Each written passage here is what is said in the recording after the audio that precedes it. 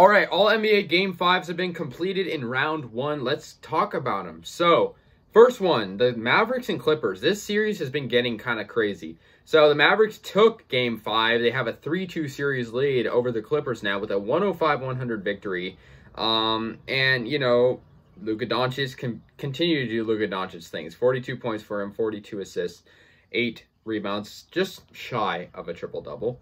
And 20 for Tim Hardaway Jr. just propelled them over the Clippers. And the Clippers obviously had momentum, winning 2 in a row, and when people doubted them, you know, and they still played a pretty good game. 20 from Kawhi, 10 from Batum, 16 for Morris Sr., 23 for PG, and 20 for Reggie Jackson. But the Mavericks got the job done.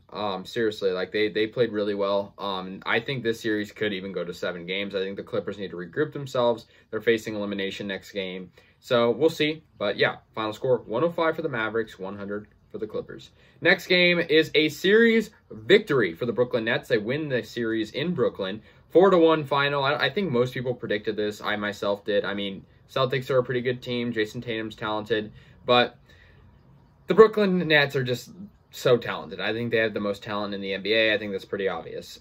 So, yeah. Jason Tatum had 32 points for the Celtics, 18 for Evan Fournier, but it wasn't enough. 17 for Romeo Langford. Their bench was pretty good. Jabari Parker had 13, 14 for Marcus Smart, even though he was starting. But, yeah, KD had 24 points. He shared the ball a lot. 34 for James Harden, 25 for Irving. Bruce Brown Jr. had 10 points. 123-109. Really good fourth quarter for the Nets. Third quarter, first quarter, all of the quarters, really. And, I mean, it was pretty interesting that the Celtics, you know, were playing pretty good in the third, and it looked like they might play well in the fourth, but they weren't able to do it. So, yeah, final score 123-109 in favor of the Nets, and they'll move on to the second round. Now, this next game is one of the craziest playoff games I've seen in a long time. The Portland Trailblazers and the Denver Nuggets finished in double overtime, in which Damian Lillard had, I think, the most threes in a playoff game since Klay Thompson. 55 points for Damian Lillard, and I've talked about how much I respect Damian Lillard. This is why, a main reason why. I mean, like, he puts up games like this, a double-double with 55 points and 10 assists, even in a losing effort, which is ridiculous. I mean, it was really his team that lost the game. They only scored 5 points in the second overtime period. 140-147, the Nuggets won. The Nuggets had a lot of good scoring from Jokic, 38 points, and 28 for Monte Morris coming off the bench, and 26 for Michael Porter Jr. So, you know, the Blazers will face elimination. I think they do have a shot at winning it, but, you know, we'll see. CJ McCollum at 18 points, 19 for Robert Covington. Obviously, you know, you're going to get a lot more scoring when you're playing essentially 6 periods. So, yeah, 147-140, and I think even though the Blazers lost, I mean, I think Damian Lillard deserves so much respect. 52 minutes played, like, that's just crazy.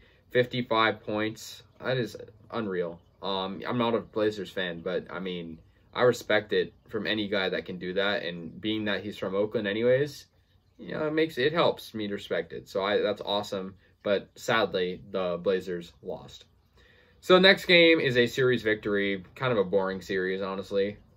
Sixers and Wizards, 129-112 in favor of the Sixers in Game 5. 76ers had the home court advantage, but I mean, the Wizards they had a good season. Well, I don't know if you'd call it good. They had a decent season. They weren't really built for the playoffs, especially playing the Sixers, who had just great performances from their stars. Seth Curry, Stephen Curry's brother, was the leading scorer for Philadelphia. He had 30 points, 28 for Tobias Harris. So pretty interesting. And I mean, yeah, just good game for them. No Embiid, but, you know, kind of expected. So Ben Simmons played center, 19 points for him, and Tobias Harris played good as well. Tyrese Maxey played well. For the Wizards, you know, in the losing effort, 32 for Bradley Beal, which is good. He's good all year. I expect him to do even better. And 24 for Westbrook. So pretty good. But, you know, that's going to do it for the Wizards season. 129-112. The Sixers win the series 4-1. Next game. This game was actually pretty interesting as well. So you have the Suns and the Lakers. The Suns have the home court advantage, and they dominated. The Lakers look like a joke, seriously. And I mean, I don't like the Lakers, but from an unbiased standpoint, they played horrible, and they looked like a bad team. 85-115, not a good game. Schroeder played terribly, no points for him. I think he was 0 for 9 on shooting. 24 for LeBron, which isn't really impressive for him. 15 for Kuzma. And actually, LeBron like left the game early, just unannounced, which is kind of weird. Andre Drummond had 7, but the Suns just dominated. 13 for Mikal Bridges, 30 for Booker, 16 for Cameron Payne. Chris Paul only had 9, but he had some assists. And now the Lakers are going to be facing elimination. Personally, I would love to see them get eliminated. So, we'll see what happens. 115-85 final score in Phoenix. So, yeah. 2 more games. Knicks and the Hawks. So, the overrated Knicks lose to the Hawks 4-1 in the series and in Game 5. 103-89 in New York. I think it kind of shut up the New York fans. New York fans in any sport are annoying. I think that's kind of an obvious statement. But they were saying, oh, like, we want Brooklyn. We're going to go to the finals. And they lost 4-1 to the Hawks. And they were actually better than the Hawks in the standings, which is kind of ironic. But, they lost 103-89. Not a good game for them whatsoever. Trae Young really shut up the haters. He had 36 points in Game 5. 13 for John Collins, 15 for DeAndre Hunter.